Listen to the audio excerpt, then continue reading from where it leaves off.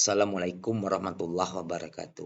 Alhamdulillahirabbil alamin wassalatu wassalamu ala asrafil anbiya'i wal mursalin wa ala alihi washabihi ajmain.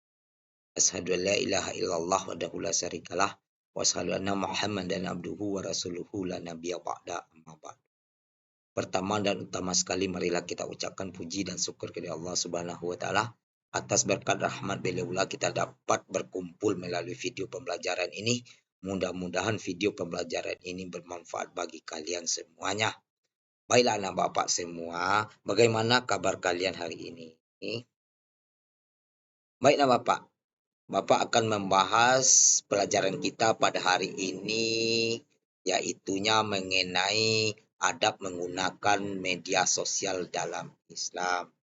Yang pertama anak bapak, kita membahas pengertian media sosial. Media sosial secara umum artinya suatu platform digital yang menyediakan fasilitas bagi para penggunanya untuk berinteraksi dan berbagi konten dengan sambungan internet. Menurut Bekal Lewis tahun 2010, media sosial adalah suatu label yang merujuk pada teknologi digital yang berpotensi membuat semua orang terhubung dan melakukan interaksi, produksi, dan berbagi pesan. Sedangkan menurut Dave Kelvin tahun 2011, media sosial adalah suatu tempat kumpulan gambar, video, dan tulisan hingga hubungan interaksi dalam jaringan, baik antar individu maupun kelompok.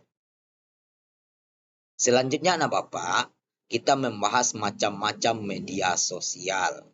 Macam-macam media sosial ini terbagi 3 anak bapak. Pertama namanya layanan blog. Yang kedua layanan jejaring sosial. Yang ketiga layanan berbagi sosial. Baiklah bapak, kita akan juga membahas tentang dampak menggunakan media sosial. Dampak menggunakan media sosial ini terbagi 2. Pertama, dampak positif dan dampak negatif. Kita bahas satu persatu. Kita bahas pertama, anak bapak, dampak positif media sosial. Yang mana dampak positif media sosial itu, anak bapak? Pertama, memudahkan berkomunikasi. Yang kedua, memudahkan dalam mencari informasi. Yang ketiga, sarana untuk mengembangkan bisnis. Yang keempat, sarana hiburan. Yang kelima, sarana pembelajaran. Yang kedua, anak bapak, dampak negatif media sosial. Pertama, dampaknya mengganggu kesehatan mental. Yang kedua, pengguna menjadi kecanduan internet. Yang ketiga, penyebaran informasi palsu. Yang keempat, cyberbullying. Yang kelima, pornografi. Selanjutnya anak bapak, kita membahas adab menggunakan media sosial. Adab menggunakan media sosial merupakan suatu rambu-rambu atau tuntunan dalam bermedia sosial agar tidak terjadi hal-hal yang tidak diinginkan. Adab menggunakan media sosial ini yang pertama, tidak menyaksikan bahkan menyebar konten yang tidak sesuai dengan syariat Islam.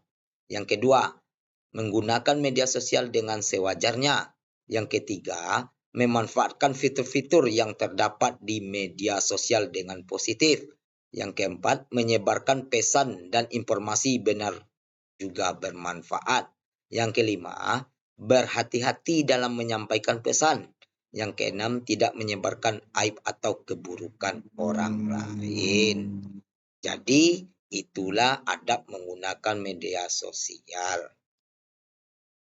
Adab menggunakan media sosial ini landasan hukumnya terdapat dalam Quran surat Al-Ahzab ayat ke-70.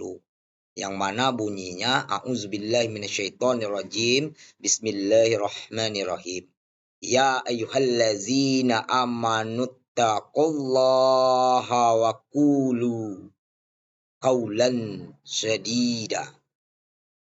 Yang artinya, wahai orang-orang yang beriman, bertakwalah kamu kepada Allah dan ucapkanlah perkataan yang benar. Jadi ayat ini menganjurkan kita bagi orang yang beriman, kita bertakwa kepada Allah Subhanahu wa taala dan tidak boleh kita berucapan perkataan yang tidak benar. Kita dianjurkan untuk berucap perkataan yang benar.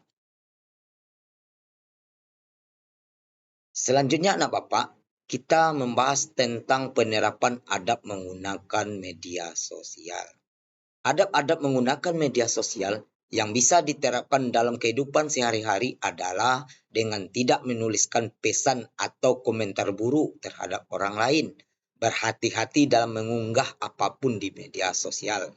Jadikan media sosial sebagai platform positif untuk mengembangkan diri dan menyebarkan atau membuat konten-konten yang bermanfaat. Jadi anak Bapak, itulah pembahasan materi kita tentang adab bermedia sosial di dalam Islam. Mudah-mudahan pembahasan yang Bapak jelaskan pada hari ini dapat dipahami dan dimengerti. Bapak tutup dengan mengucapkan Assalamualaikum warahmatullahi wabarakatuh.